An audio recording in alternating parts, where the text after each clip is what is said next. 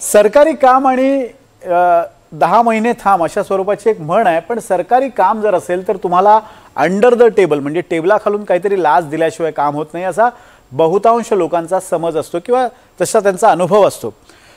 पण देवेंद्र फडणवीस यांनी स्वच्छ आणि भ्रष्टाचार मुक्त प्रशासनासाठी पावलं उचलायला सुरुवात केली आणि आता महसूल मंत्री बावनकुळे ॲक्शन मोडवर आलेले आहेत। कारण एक तक्रार आल्यानंतर महसूल मंत्री बावनकुळेंनी थेट नागपूरच्या दुय्यम निबंधक कार्यालयात धाड मारली आणि तिथे त्यांना अनेक अनियमितता होत असल्याचं दिसून आलं। तसंच कार्यालयाच्या ड्रॉवरमध्ये पैसे सुद्धा सापडले। याची सगळी चौकशी करण्याचे आदेश त्यांनी पोलिसांना दिलेले आहेत आणि वर त्यांनी असं सांगितलं की अशी जर लाचखोरी तुमच्याकडे होत असेल तर मला थेट संपर्क करा। नेमकं काय घडलं आपण पाहूया।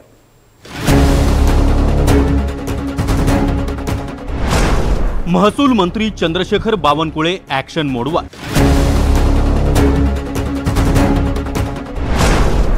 दुय्यम निबंधक कार्यालयात बावनकुळेंची धाड। अधिकाऱ्यांच्या ड्रॉवरमध्ये आढळल्या 100 आणि 500च्या नोटा। महसूल मंत्री चंद्रशेखर बावनकुळे चांगलेच ॲक्शन मोडवर आले। नागपूरच्या दुय्यम निबंधक कार्यालयात त्यांनी अचानक धाड टाकत झाडाझडती केली। बावनकुळेंच्या छाप्यानं अधिकाऱ्यांची मात्र चांगलीच भंबेरी उडाली। महसूल मंत्र्यांच्या धाडीत नागपूरच्या दुय्यम निबंधक कार्यालयातील रजिस्ट्री नोंदणीत अनेक अनियमितता आढळून आल्या। इतकंच नाही तर एका ड्रॉवरला कुलूप आढळलं। कुलूप उघडून पाहिलं त्यावेळी त्यात 500 आणि 100च्या नोटा आढळल्या। आपण पाहू शकतो या परिसरामध्ये चंद्रशेखर बावनकुळे यांनी छापेमारी करून या परिसरामध्ये जे तक्रारी होतात ते निराकरण करण्याचा प्रयत्न केला आहे आणि या कार्यालयामध्ये चंद्रशेखर बावनकुळे हे स्वतः आले आणि ड्रॉवरमधून हे जे पैसे दिसत आहेत हे पैसेसुद्धा इथे चेक करण्याचा प्रयत्न केला। 10,000पेक्षाही जास्त पैसे जर असले तर मंत्रालयामध्ये अधिकारी कर्मचारी काम करतात त्यांना 10,000 रुपये ठेवण्याची मुभा आहे आणि बाकी राज्यातले जे काम करतात लोक कर्मचारी त्यांना सुद्धा किती पैसे खिशात ठेवता येतील नोकरीवर असताना याचे सुद्धा काही नियम आहे। ठिकाण नाही आहे ते का नाही हे चेक करतो आहे। ते मोठा बोर्ड लागलेला आहे। 7 वर्षाची तुरुंगाची शिक्षा आहे जर आपण या ठिकाणी बनावट कागदपत्र तयार केले तर ते चेक करतो आहे की याच्यामध्ये काही कारवाई होते की नाही।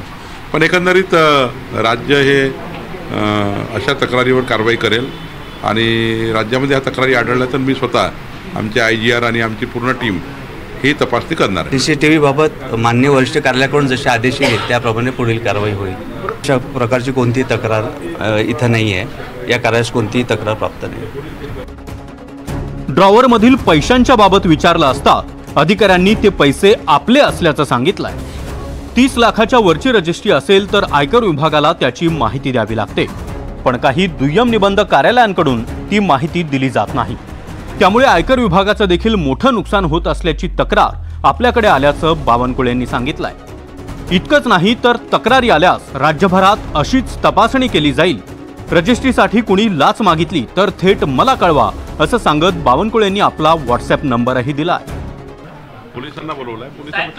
तुम्ही आव्हान महाराष्ट्रातल्या जनतेला आव्हान करणार का माहिती सांगणार का की यानंतर कुणी रजिस्टर ऑफिसमध्ये पैसे द्यायचे नाही दिले तर तक्रार करायची। मी महाराष्ट्राच्या जनतेला आपल्या माध्यमातून आव्हान करतो कुणी जर रजिस्टरने पैसे मागितले त्यांनी थेट माझ्या WhatsAppवर 9049 40 40 40 या नंबरवर जर मला कळवलं तर आम्ही कडक कारवाई करू। यापूर्वीही बावनकुळेंनी अमरावती आणि सावनेरच्या दुय्यम निबंधक कार्यालयात अचानक धाड मारली होती। त्यावेळी अधिकारी गैरहजर होते। विचारणा केल्यावर उडवाउडवीची उत्तरं देण्यात आली। अत्यावश्यक दस्तावेजांची नोंद ठेवली जात नसल्याचा धक्कादायक प्रकारही समोर आला होता। त्यावरूनही बावनकुळेंनी उपस्थित अधिकाऱ्यांना चांगला जाब विचारला। शेतजमिनी आणि घरांच्या खरेदी विक्रीची रजिस्ट्री दुय्यम निबंधक कार्यालयात केली जाते। इथं पैसे घेतल्याशिवाय कामच होत नाही हा अनेकांचा अनुभव आहे।